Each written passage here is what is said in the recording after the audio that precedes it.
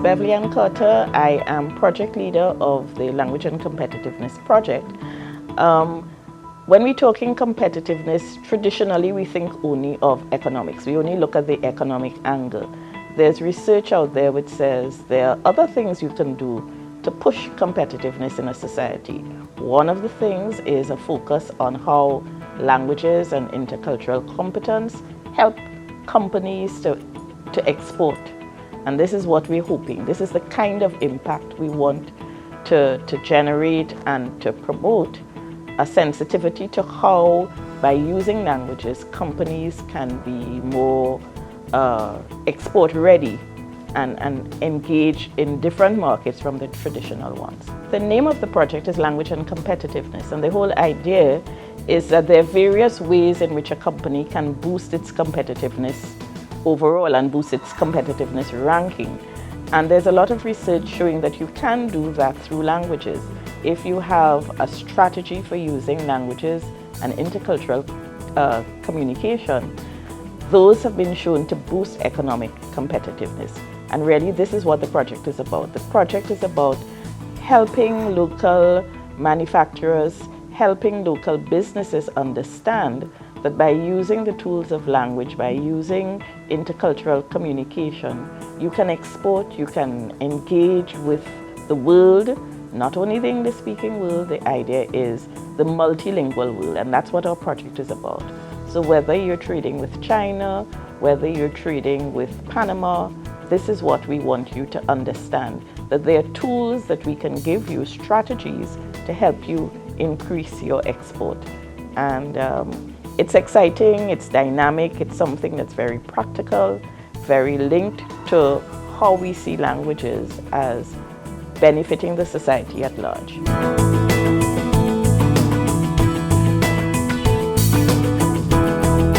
My name is Dr. Michelle Reese, and I'm a former lecturer at the University of the West Indies, Institute of International Relations. My early involvement in this project involved conceptualizing the ways in which migration and population issues would have a bearing on a project such as Language and Competitiveness. And in the early stages, I was working with the director of the Center for Language Learning, Dr. Beverly Ann Carter. Once the project got underway, I became involved in the language audit, actually conducting interviews and distributing questionnaires for the migrants and getting a sense of the context in which they used either their native language or the foreign languages that they spoke. This was a really exciting part of the project, I think the most exciting part, primarily because you were exposed to such a diverse range of migrants and the languages that they spoke, and also the context within which people used either their native language at home, in their work environment, and also the fact that so many people did not really master English but were able to get along pretty well with a minimum of proficiency in their respective environments.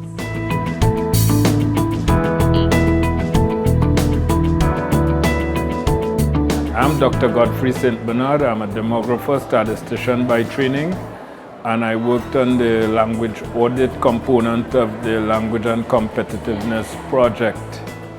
It was indeed a great pleasure to work in this project where I provided critical skills in statistical analysis and data collection, and I am happy to know that the project did attain some benefit in filling the gap in our population, in providing data on our population composition, particularly gaps associated with the linguistic capability of our population.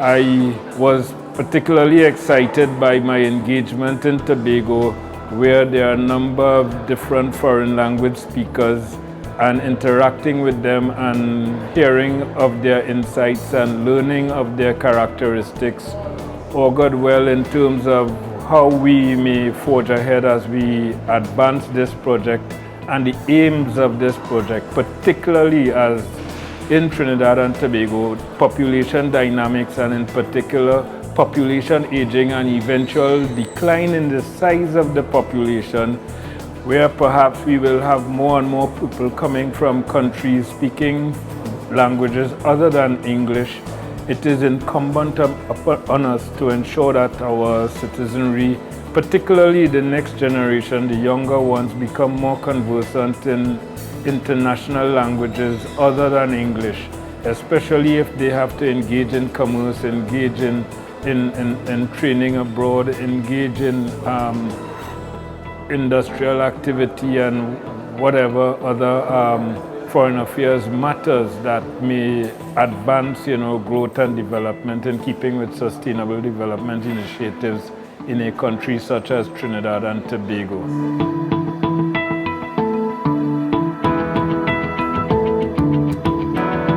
Hi, my name is Papay Perry and I was the Graduate Research Assistant on the Language and Competitiveness project since April 2014.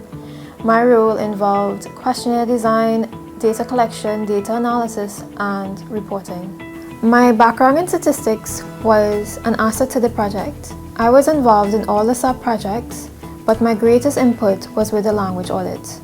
Coming out of that, the analysis revealed that there are 40 languages present in Trinidad and Tobago, and that a person who was born in a foreign country and now resides here can speak on average 3 languages. The results of the language audit is an indication of the deficit of language skills among Trinbagonians. Being in the project has even encouraged me to learn a foreign language, and it is my hope that the stakeholders see the need to expand the language skills of the wider society as it relates to competitiveness.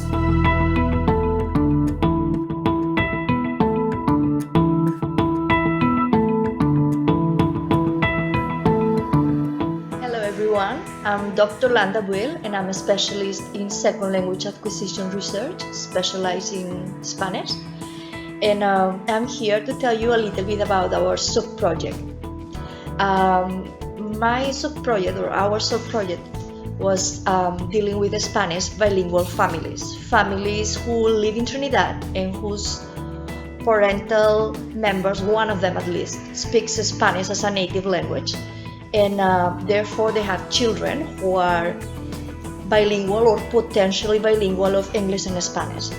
We wanted to know how many of these families are and where are they mainly located.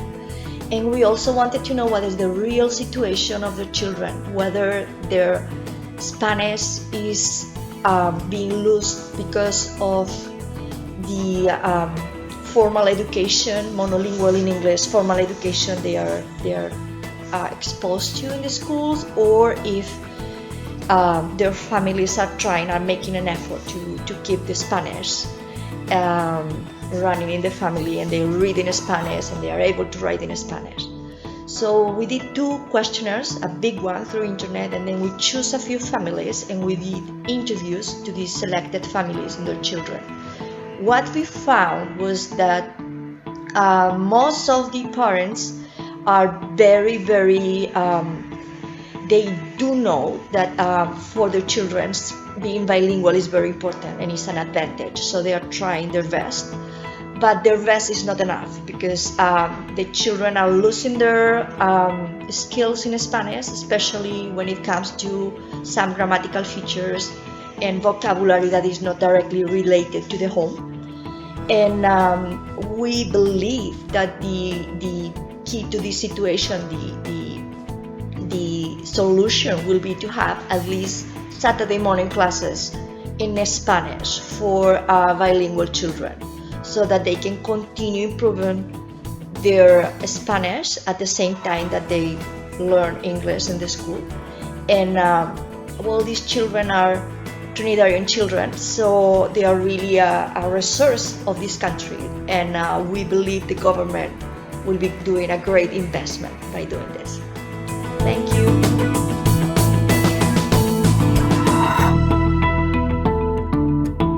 Hello, my name is Herman. I'm the Chinese instructor at the Center for Language Learning, the University of the West Indies, St. Augustine. In the project of Language and Competitiveness, we are doing the sub-project named Trading with China. In our sub-project, Trading with China, we did some preliminary research and we got the profiles of those companies who are doing business with China. And then we send them questionnaires to find what kind of barriers and difficulties they have met in the past experience.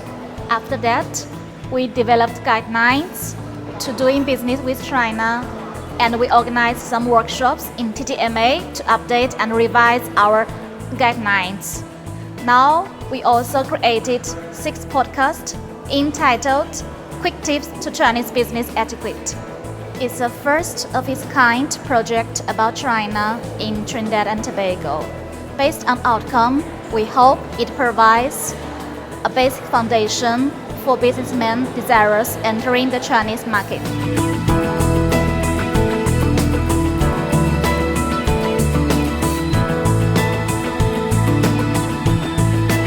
I am Dr. James Pokkiri, and I lead the French sub-project under the Language and Competitiveness project. The French sub-project deals with French language and culture and competitiveness broadly.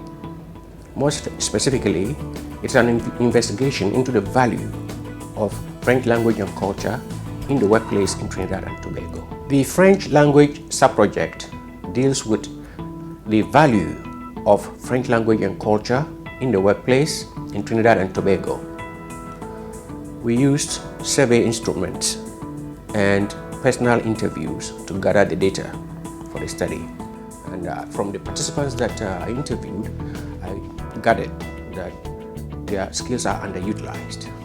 Therefore, my hope is that the study will trigger awareness in our society, so that people in government, people in the corporate world, in the university itself, will get to see that resources that we have are underutilized, especially language resources, French language resources in particular. We have depended on English alone for too many years, and it's hurting us because English alone can no longer help us out, because we're in a global world and every country is competing with other countries, and those who have language skills are doing better than those who do not have the language skills they need for trade, commerce, diplomacy. I'm also hoping that more investment will be put into the study of the French language and culture, so that it will help our country to foster better relationships between us and the larger Francophone world.